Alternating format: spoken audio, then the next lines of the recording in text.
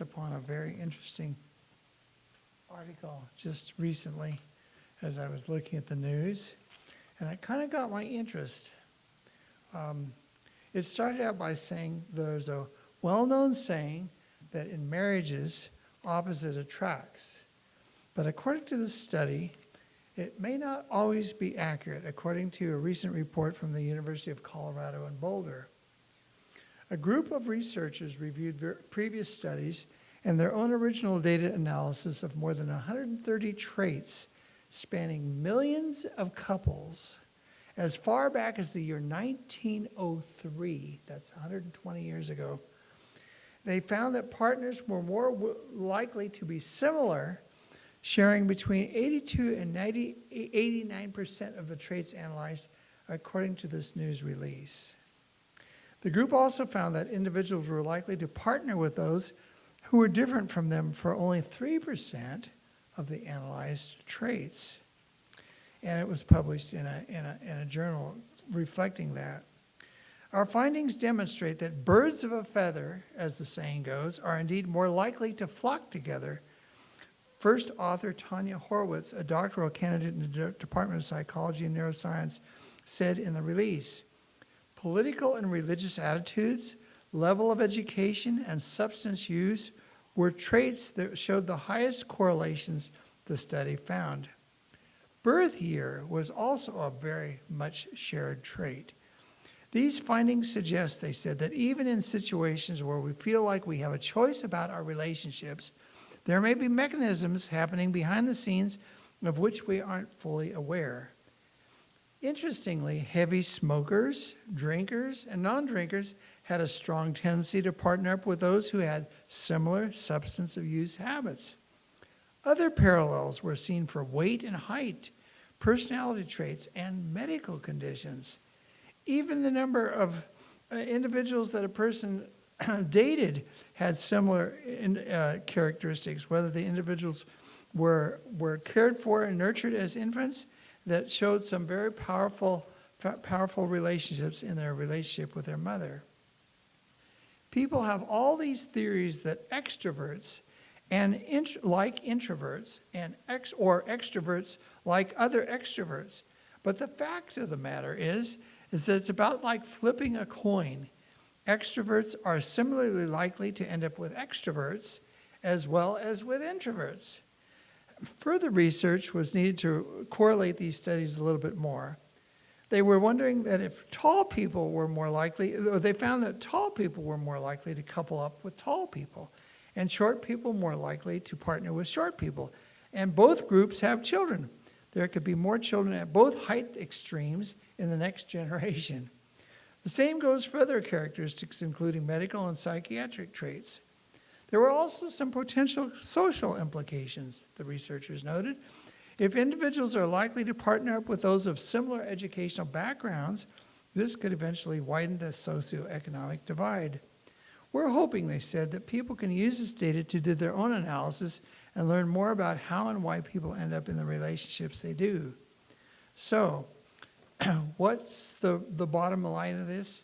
They believe that in the process of it all, that people do much better when it comes to sharing similar traits, as the study originally pointed out, in the 80%, people bonding and connecting with each other and marrying each other than if they did not have these particular traits at all.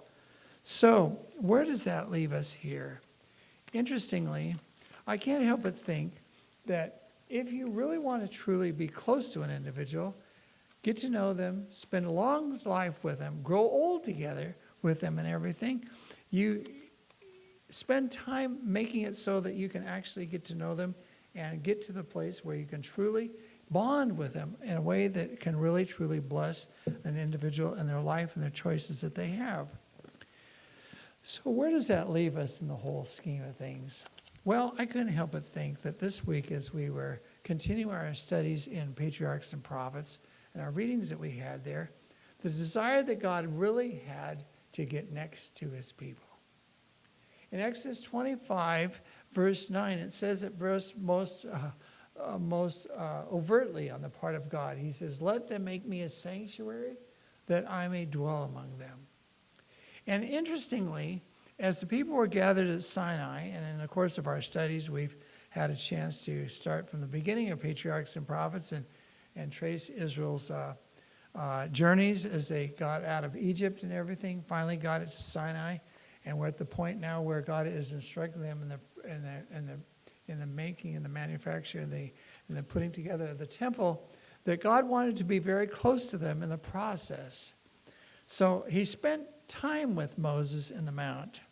Now, during the course of my life, time and time again, I've read major excerpts and portions of Patriarchs and Prophets. But in our study that we've been dealing with in prayer meeting, we've methodically taken each chapter, read it aloud to each other, had chance to comment on it and everything, and just kind of make it our own.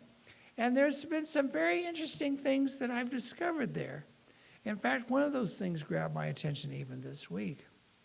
It was said that Moses received detailed instructions and the children of Israel were to make this tabernacle according to the pattern.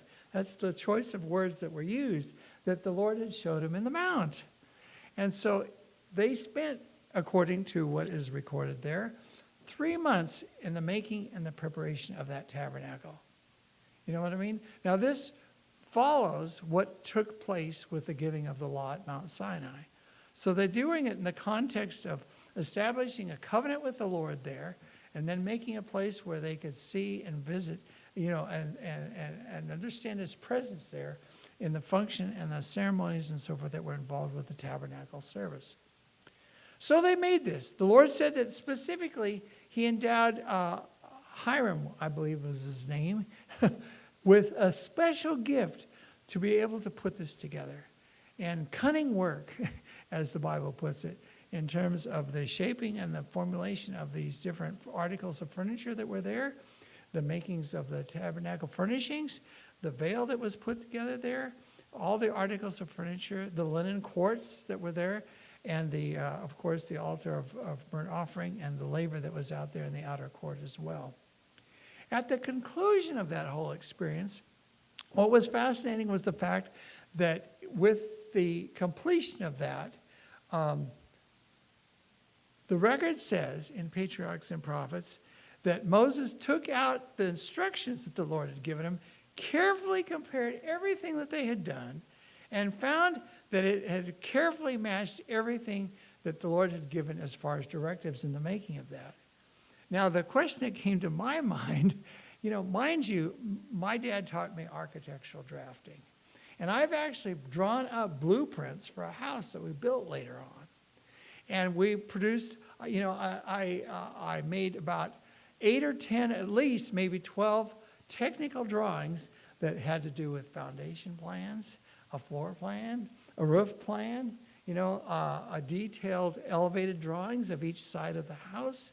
You know what I mean? And a site plan where it was to be placed on the site and where access to all the utilities were to be expected to be found and to be hooked up and everything. And I said to myself, it sounds like, as I read what Patriarchs and Prophets gives, that Moses had carefully put together all these instructions that the Lord had given, and that that he compared it carefully. And when he found that it was exactly what the Lord had, a very interesting phenomenon happened. Do you remember what it was, Donna? Because you were there when we were reading it. What happened when Moses completed the comparison of what the Lord had told him to look at, and he found it to be complete? What happened? The glory of the Lord filled that whole tabernacle to such an extent that Moses himself couldn't even abide in the middle of it.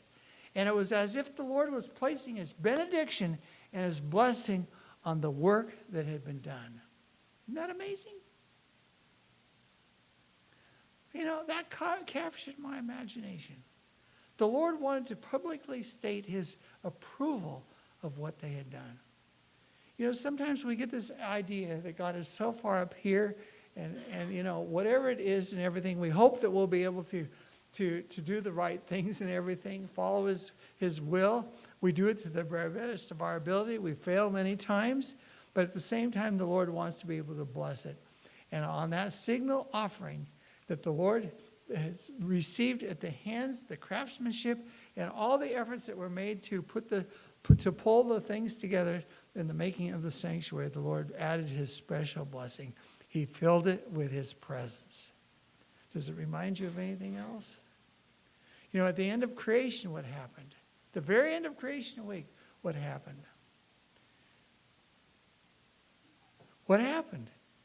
The Lord, he created the Sabbath, stated the Sabbath was there, and what was the benediction of the creation week itself? He put his presence in it. You know, that's one thing that is significant about the Sabbath. The Sabbath is a statement, it's a gift, it's a completion of his work of creation that is celebrated with a time, with a space of time that the Lord wants us to make holy, to concentrate with our own lives. When we come here, we put aside all our work, we put aside our routines of life and everything, and we say, you know, we gather here for one reason only, and that is to acknowledge what? From what you said earlier this morning, Carl. The fact that he's our creator, right? It's the fourth commandment, yes. And he desires to honor it with his personal presence in time. You know, they say that parents, if they really want to be noted for something in their children's memories, as life goes on, they become adults and share it and everything, they look forward. And what is the thing that they cherish most in terms of memories with their family, with their children, or with their parents? Children, what they cherish most about the memories of that they had with their parents, what is the thing they cherish most? Time spent together. It's not expensive gifts that are thrown their way. It's not expensive places, you know, things that, you know, are just all kinds of money types of things that are thrown out, but it's time. And, you know, when you understand that, God recognizes that very simple fact that the shared experiences are what really come to matter most. And with this study that I originally talked about here in the beginning of this little talk this morning, it's those shared experiences, it's those similarities that are developed. And the question can be asked and needs to be asked, what is it that truly makes for a personal walk with God? Because doesn't it come down to that? How can we cherish those same things? How can we really get next to God? How can we know that for sure he's walking with us? And we can receive all the benefits, you know, of a good, solid marriage, for example, and transpose it, as it were, in our experience with God. Do you think God is trying to tell us something, teach us something in the whole experience that we have here? I really think it is. So how do we get next to each other? Well, shared experiences are a key part of it. They say that those experiences become even deeper if they go through trial and difficulty and challenge. You know, a lot of places, a lot of individuals, a lot of families struggle and struggle and struggle. You know what I mean? And it's interesting, particularly as you read the experiences of individuals that are older that pass on, and you develop their life story and find out exactly what was the glue that kept them together in those difficult times. You find that even though they went through issues like the Depression, what is it that brought them together? It was those difficult moments. It was those moments where they were challenged. Sometimes it was moments where they were wondering if their existence would continue on, simply because they were able to overcome those difficulties. You know, have you heard the movie that was produced called Band of Brothers? Anybody ever read that or heard about it? What is it that drew those guys closer together in those experiences that they had? To the point where even though they were maybe in the service for only 2, 3, 4 years, such as my dad went through when he was in World War II out in the South Pacific, What is it that brings them together? Some of those still maintaining contact year after year after year after they finally got back into what's called normal civilian life. It's because those experiences were extremely challenging. It's challenging so much so that at times they were wondering if they were going to survive. And in the crucible of that experience, they knitted bonds, they knitted friendships that were able to shape the direction and the focus that they had for the rest of their life. I would like to think that sometimes in our experience, our pilgrim journey, for many, as we testified earlier today, we all face challenges in our walk. Paul mentioned in our Sabbath school lesson this morning that we wrestle not against what? Flesh and blood, but against principalities and powers, against the rulers of the darkness of this world. And so when it's all finally said and done, and we are able to look forward to what happens at last when God's people will be reunited with him and we will be able to see him face to face, that he wants us to be able to share our experience, the experience that we have with those that have never fallen, because we will have something to say out of our own personal experience. How can we enhance this walk with God? Well, I've suggested shared experiences. We need to talk. We need to communicate. Prayer becomes very, very meaningful. We need to be a learner, constantly learning. We need to be humble. We need to be able to get strength in working with others. We need to engage in learning experiences. We need to read. We need to make plans. I like especially some of the statements that are found in Ministry of Healing. Notice particularly this statement here on page 512 in the chapter entitled A Higher Experience.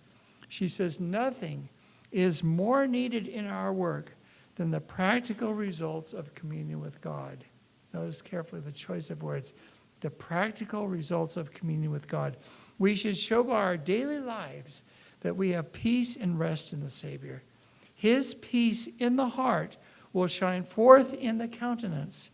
It will give to the voice a persuasive power. Communion with God will ennoble the character and the life. Men will take knowledge of us as of the first disciples that we have been with Jesus. This will impart to the work a power that nothing else can give. Of this power, he must not allow himself to be deprived. We must live a twofold life, a life of thought and action, of silent prayer and earnest work. The strength received through communion with God, united with earnest effort in training the mind to thoughtfulness and caretaking, prepares one for daily duties and keeps the spirit in peace under all circumstances, however trying. Isn't that a powerful statement? It's a powerful statement. Keeps the spirit in peace under all circumstances, however trying. What a statement. So we keep in view the eternal reward of the righteous. In an earlier part of this same chapter, she says and talks about Jesus seeing the results of his work and his ministry of here on this earth. He invites his disciples to share in the same. However, great and glorious hereafter, our reward, we're told, is not all to be reserved for the time of final deliverance. Even here, we are by faith to enter into the Savior's joy. Like Moses, we are to endure as seeing the invisible. So she says, these scenes, this is page 506, of future glory, scenes pictured by the hand of God, should be dear to his children.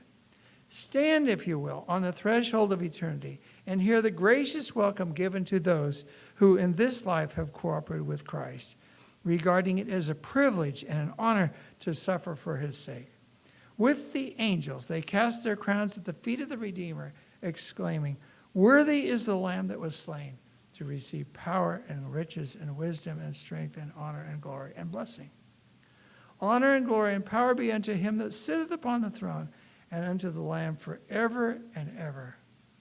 There the redeemed ones greet those who directed them to the uplifted Savior. They unite in praising him who died, that human beings might have the life that measures with the life of God. The conflict is over. All tribulation and strife are finally at an end.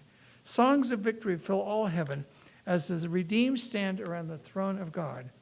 All take up the joyful strain. Worthy is the Lamb that was slain and hath redeemed us to God. That's the picture we need to keep in mind. That's the ways and means by which we are able to walk with God. You know what I mean? I'd like in closing for us to take a thoughtful look at hymn number 590. Notice the words. That won't be our closing song, but notice the words in this well-known hymn. Hymn number 590. We read, when we walk with the Lord in the light of his word, what a glory he sheds on our way. While we do his good will, he abides with us still and with all who will trust and obey. Not a shadow can rise, not a cloud in the skies, but his smile quickly drives it away. Not a doubt or a fear, not a sign or a tear can abide with while we trust and obey. Not a burden we bear, not a sorrow we share, but our toil he doth richly repay.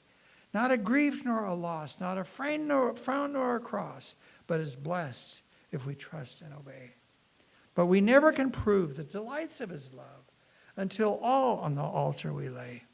For the favor he shows and the joy he bestows are for them who trust and obey. Then in fellowship sweet, we will sit at his feet, or will walk by his side in the way. What he says we will do. Where he sends we will go. Never fear, only trust and obey. Trust and obey, for there's no other way to be happy in Jesus but to trust and obey. Doesn't that say it all? That has to say it all. That's what it is. I tell you, my friends. Let's sing in closing hymn number 316, Live Out Thy Life Within Me. 316.